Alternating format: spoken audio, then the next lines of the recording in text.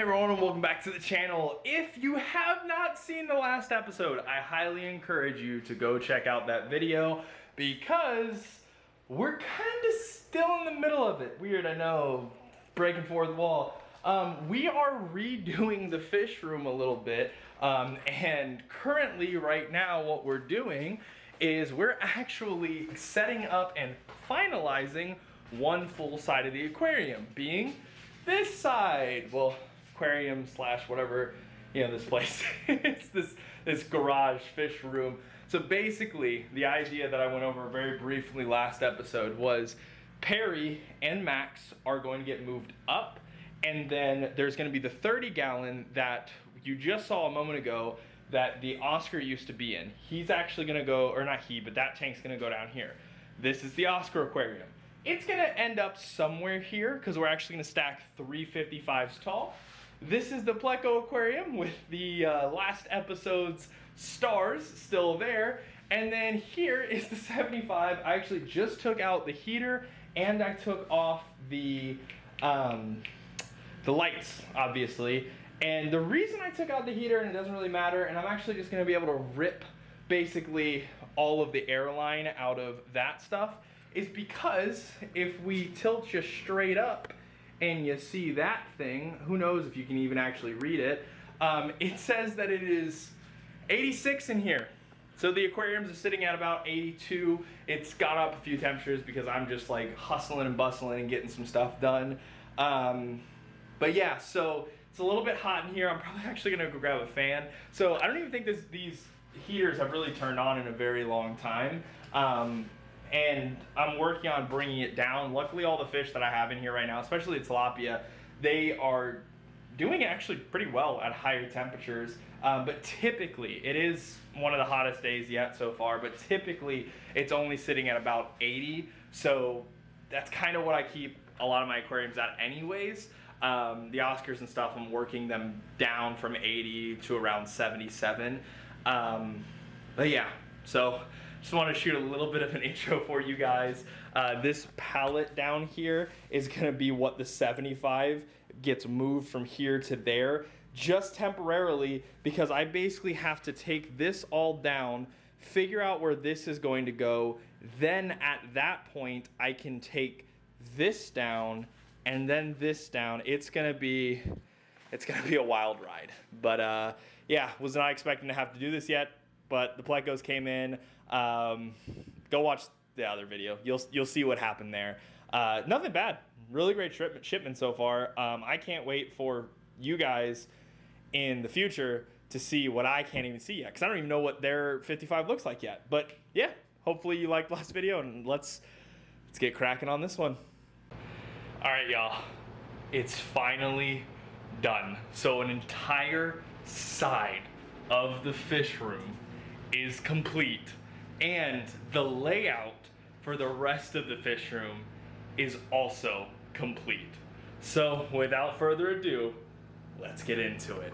This is the brand new fish room so far, and I'm keeping kind of the stuff that's laid out on the floor laid out and not showing you all yet, but this is currently what the fish room looks like. And again, still, you know, have plenty of room over here, still get to the breaker, did everything in a safe manner, still got all this stuff going. That 1-gallon aquarium that I really don't know what I'm gonna do with it, I might just chuck it.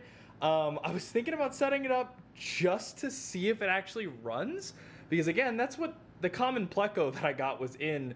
So a little bit interesting to say the least, but let's go ahead and go through it tank by tank just so you guys can see what's been going on. So up top is 220 gallons, all blacked out. It is filled up with water right now. Reason being is that I want these to leak test, which I already did prior to installing them, but still, if I can keep water in it, perfect, good, awesome. I did not dechlorinate that water, so yes, eventually it will dechlorinate by itself, but you know, I have some time before it goes stale, so to say. But I also just wanted to see what it all looks like. Also, I did install kind of a little brace here-ish, Basically, this is what the cinder blocks or the tanks are sitting on, is these 3 2x4s, and I took one of the scrap 2x8s from that rack, and I basically just put it on here. It hangs over a little bit, but that's kind of my rack to hold stuff on. So it's got the ICX, the Fritz Complete, the Fritz 7 Zyme, the API, and the other API, the Stress Coat Plus, and just the Stress Coat or the conditioner, or whatever the case. But yeah, so these are the 220s. This is the 50, and this 50, if you can notice, here I'll get a better angle for us, but you can see that there's some black substrate in here, and I think I need to add more just because I kind of want to cover up the trim and the, what's it called? The silicone, silicone, there we go, jeez, that is on the bottom there. But this is actually going to be something new. This is going to be a shrimp paradise. So I'm going to have a 50-gallon, shrimp aquarium, 55-gallon shrimp aquarium in here. Never kept freshwater shrimp before, so it's going to be an awesome experience. Then, if we come down here, we have the lovable, as always, tilapia tank. I did go ahead and put the sponge filter back in there that I stole as a pre-seeded sponge filter, but that sponge filter is not hooked up to a pump right now because I'm using those pumps elsewhere. Because again, did not know how small the plecos were. If you have not seen last video, I actually kind of shot these 2 videos in tandem, so I highly encourage you to go check out the last video. That hornwort's floating. I need to go ahead and replant that. The hornwort has escaped in multiple tanks, but that is the 55. We'll go ahead and jump up here to the common pleco 55. So a lot has changed in the common pleco tank, mainly because I kind of wanted to repurpose it for something that was a little bit more permanent and something that I can enjoy a little bit more, and because of how tall it is, I can get to it, but I can't service plants and things as much as I'd like. But this is the common pleco 55, so it's got 2 sponge filters, again, one of which is not hooked up. Let's see if we can find that little dude. You guys might be able to see him. I'll go ahead and do a scan of the aquarium for you guys, but I can't. There's a fork. I can't from just down here. He's not in one of his usual positions. I, granted, did just kind of kick some stuff up and move some things around, so for all I know, he's in one of those hides or underneath there. But that's the common pleco. He's doing pretty well, or they're doing pretty well. We're going to skip over this one. If you haven't seen the last video, I implore you to go check it out. And we're going to check out this one. This is our 55 Black Oscar aquarium. So they are doing pretty well. A little spooked out just because I've been moving a lot of stuff and getting some things going. I don't have the wave maker on currently, but hey, you know, we'll get there. I will say though, this Java fern, if we zoom on into it, it's getting all those little plantlets, those little like brown things that are coming off of it, which to my knowledge, and please feel free to further educate me in the comments down below, but that means that it's doing pretty happy and that it's trying to propagate. Again, at least that's my understanding. And then my favorite tank currently, just because it's so new and so awesome. It is going to be a little cloudy, even in comparison to yesterday's, or not yesterday's video, but the last video when I shot, and again, you should go watch that if you haven't seen it yet, but when I shot that video, it was hours ago, so it hasn't cleared up completely yet, because I am just using 2 sponge filters. But the other thing is, I did dose Fritz, Turbo Start Zyme 700, or whatever the case it is. Turbo Start 700, which is a live nitrifying bacteria. So it's basically, if we come over here, it's basically this on steroids.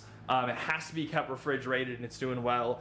But yeah, so that's just going to help this aquarium stay cycled, because that is a pre-seeded sponge filter from the Oscar tank. And if you know Oscars, they make a bunch of waste. But that's one of our common bristlenose. Here's another one on the heater. I would love for it to get off of that. And it looks like 2 of them are on that airline tubing and another one behind it. I mean, they are just so active. And after 24 hours, we have not lost any of them. So all 7 of the L5 common bristlenose are still going good. And then if we come up here, you can see some more storage going on, food up there, and just some extra stuff, glass cleaner, some distilled water for my TDS meter and things like that. But if we go up here, you can see Perry is doing fantastic. So she is loving her new place. I went ahead and gave the aquarium a little bit of a scrub. There was getting some algae on it, but Perry's having a fantastic time. We scroll on down, and guess what? Max is having a fantastic time too. Look at that chunky little nugget.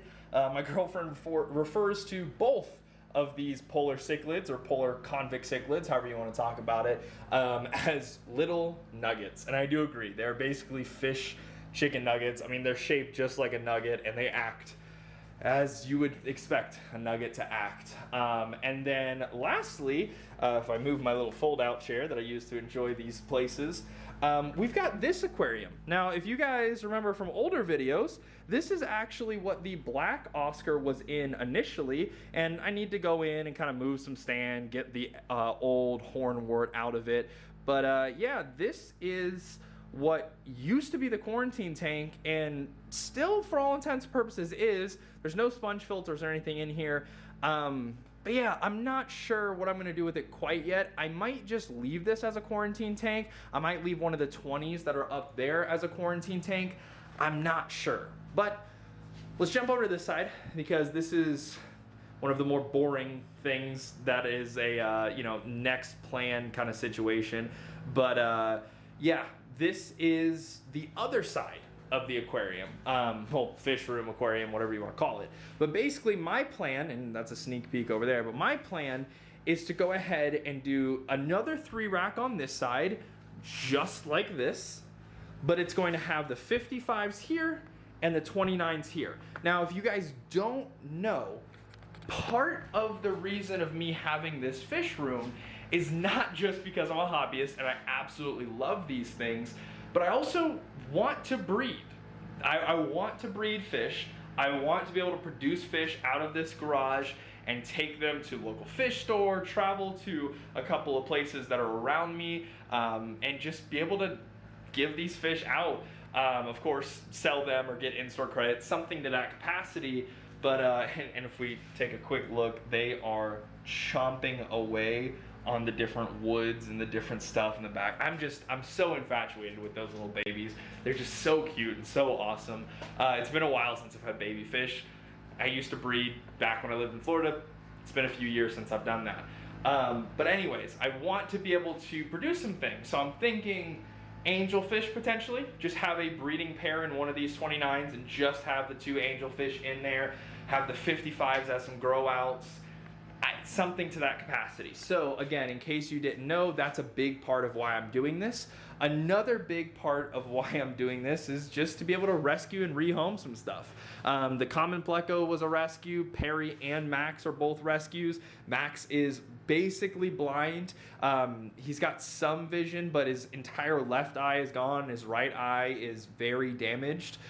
So he's practically blind. The 2 Oscars in the 75, which I'll show you guys just as a little thanks for sticking around, they're also rescues.